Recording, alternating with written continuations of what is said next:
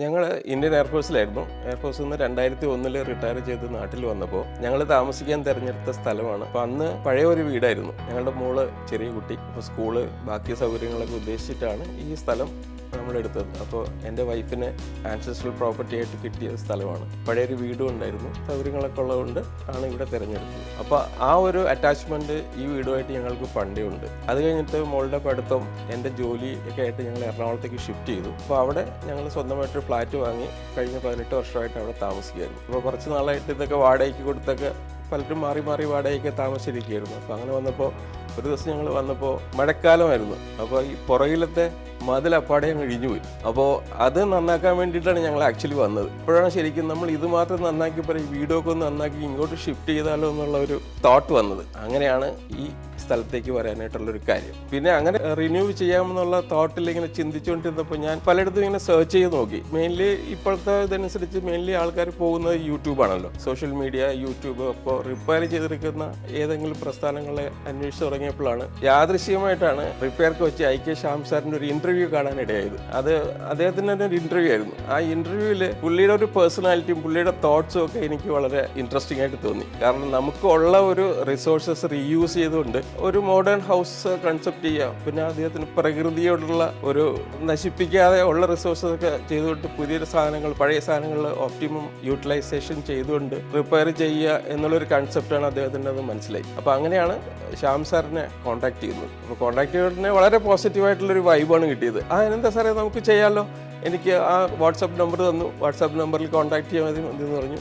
ഞാൻ next day വൈഫുമായിട്ടൊക്കെ ഒന്ന് discuss ചെയ്തു. അപ്പോൾ അയാൾക്കും വളരെ നല്ല അഭിപ്രായമായിരുന്നു. ആ വീഡിയോ ഒക്കെ കാണിച്ചു കൊടുത്തു. അപ്പോൾ അങ്ങനെയാണ് ഞാൻ ശ്യാം സാറിനെ കോൺടാക്ട് ചെയ്തത്. പിറ്റേ ദിവസം തന്നെ പരിപാടി തുടങ്ങുകയാണ് ചെയ്തത്. വേഗം വിളിച്ചു. അപ്പോൾ സാറൊരു ആ പഴയ വീടിൻ്റെ ഒരു സ്കെച്ച് ഉണ്ടെങ്കിൽ സ്കെച്ചും ആ ഫോട്ടോയും ഒന്ന് അയച്ചു തരാൻ പറഞ്ഞു. അങ്ങനെ അയച്ചു കൊടുത്തു. ഒരു 3-4 ദിവസം കഴിഞ്ഞ് വിളിക്കാമെന്ന് പറഞ്ഞു. Sir the very third day he called me back. പറഞ്ഞു അത് ഞാൻ നോക്കി, നമ്മളൊരു സ്കെച്ചൊക്കെ ആയിട്ടൊരു വർക്കിംഗ് സ്കെച്ച് അല്ലെങ്കിൽ ഒരു വർക്കിംഗ് പ്ലാൻ ഞങ്ങൾ അയച്ചു തരാം എന്ന് പറഞ്ഞു. അപ്പോൾ ഞാനിപ്പോഴും ഓർക്കുന്നുണ്ട്, റിപ്പയർ കൊച്ചിയിലെ അബ്ദുള്ളയായിരുന്നു എന്നെ ആദ്യം കോൺടാക്ട് ചെയ്തത്. അത് കഴിഞ്ഞിട്ട് ഡ്രോയിങ് അയച്ചു തന്നിട്ട് സാറേ നമുക്കൊരു ഡിസ്കഷൻ വയ്ക്കാം എന്ന് പറഞ്ഞു.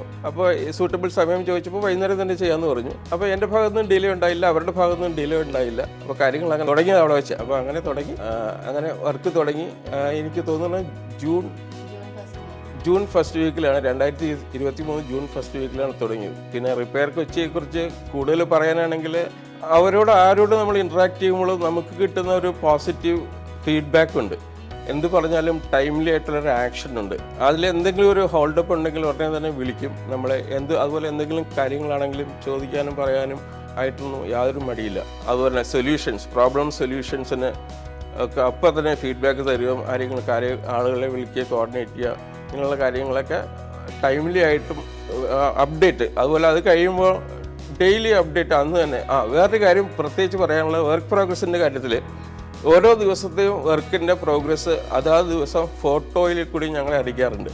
അപ്പോൾ എന്താണ് കാര്യങ്ങൾ, എന്ത് പ്രോഗ്രസ്സാണ് അറിയുന്നത്, ഇതെല്ലാം ഒരു ക്ലയൻറ്റ് എന്നുള്ള നിലയിൽ ഞങ്ങൾക്ക് വളരെയധികം പ്രയോജനപ്പെട്ട കാര്യമാണ്. കാരണം നമ്മൾ എല്ലാ ദിവസവും സൈറ്റിൽ വന്ന് നോക്കി കണ്ട് ബോധ്യപ്പെട്ടു പോകാൻ സൗകര്യങ്ങളില്ലാത്ത ആളുകളെ സംബന്ധിച്ചോളം അങ്ങനെയുള്ള വർക്ക് പ്രോഗ്രസ്സും കാര്യങ്ങളും, അതുപോലെ എന്തെങ്കിലും ഈ പറഞ്ഞ പോലെ ഇൻട്രാക്ട് ചെയ്യണം, കോർഡിനേറ്റ് ചെയ്യണം എന്നുള്ള കാര്യങ്ങളൊന്നും നമ്മൾക്ക് ഒരു ക്ലയൻറ്റ് എന്നുള്ള നിലയിൽ ഡയറക്റ്റ് ഇൻവോൾവ്മെൻറ്റ് ഇല്ലെങ്കിൽ കൂടെ വളരെ വിശ്വസിച്ച് ഏൽപ്പിക്കാൻ പറ്റിയ ഒരു ടീമാണ് ടീം റിപ്പയർ കൊച്ചി.